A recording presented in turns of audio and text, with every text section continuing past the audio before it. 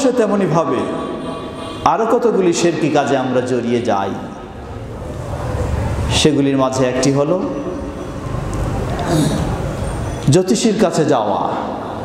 জ্যোতিষী, রাশিবিদ, গণক, পাঞ্জিয়ার, যে আগামী বছরটা আমার কেমন কাটবে।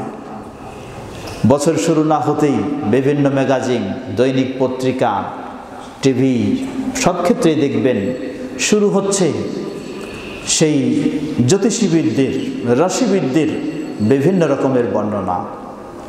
আপনি উপভোগ করছেন, আপনার আগামী বছরটা একটু দেখে নেবেন কিভাবে চলতে পারে ভালো।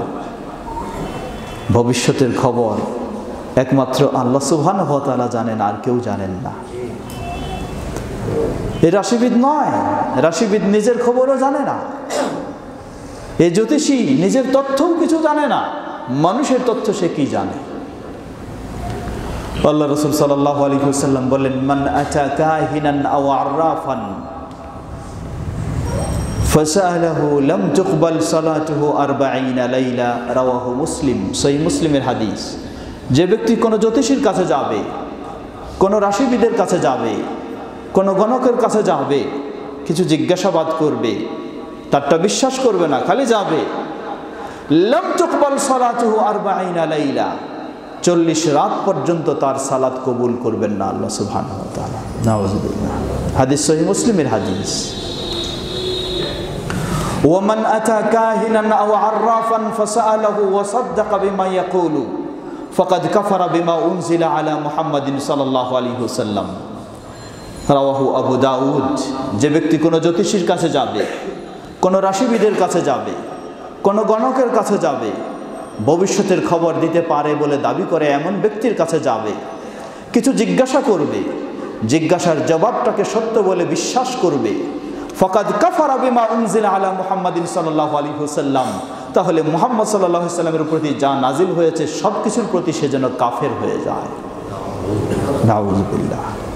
কারণ মুহাম্মদ সাল্লাল্লাহু আলাইহি ওয়াসাল্লামের প্রতি নাজিল হয়েছে ভবিষ্যতের খবর একমাত্র আল্লাহ ছাড়া আর কেউ জানে না, আর আপনি বলতেছেন যে আপনার ওই রাশিবিদেই খবর বলে দিচ্ছে। সুতরাং মুহাম্মদ সাল্লাল্লাহু আলাইহি ওয়াসাল্লামের প্রতি নাজিল হওয়ার প্রতি আপনি বিশ্বাসী থাকলেন না। সম্মানিত সমবেত মুসল্লিবৃন্দ, খুব সতর্কতার বিষয় ডিজিটাল যুগ। ডিজিটাল যুগ, জ্যোতিষীর কাছে যাওয়াটা খুব কঠিন নয়, রাশিবিদের কাছে যাওয়াটা খুব কঠিন নয়। আপনি একজন দিনদার মানুষ, মনে করছেন যে আমি তো কোনোদিন জ্যোতিষীর চেম্বারে যাই না, রাশিবিদের চেম্বারে যাই না, গণকের চেম্বারে যাই না, আমি অনেকটা ভালো থাকব। জেনে নিন, ডিজিটাল যুগ খুব কঠিন। আপনার হাতে রয়েছে স্মার্টফোন, ফোনটা ওপেন করলেই চলে আসছে জ্যোতিষীরা কি তথ্য দিচ্ছে, রাশিবিদরা কি তথ্য দিচ্ছে। আপনার ঘরে নয়, এমনকি মসজিদেও বসে ফোন ওপেন করে আপনি সেই তথ্যগুলি শুনতেছেন, তথ্যগুলি দেখতেছেন, আপনি যেন জ্যোতিষীর কাছে চলে গেছেন। আপনার ঘরে বসেই টেবিলে ম্যাগাজিন পড়ছেন, পত্রিকা পড়ছেন, জ্যোতিষীদের বিশাল বড় বড় কলাম পড়ে দেখছেন, মনে করলেন যে একটু দেখি না, আমি তো তার কাছে যাব না, আপনি জ্যোতিষীর কাছে চলে গেছেন। আপনার ঘরে বসে টিভির সুইচ অন করলেন, অন করলেই বের হয়ে আসলো মহাজাতক, অমুক জ্যোতিষী, অমুক রাশিবিদ তার বয়ান শুরু করে দিয়েছে। আপনি সুন্দরভাবে শুনছেন, উপভোগ করছেন, বিশ্বাস করছেন না কিন্তু শুনছেন, আপনি যেন জ্যোতিষীর কাছে উপস্থিত হয়ে গেছেন।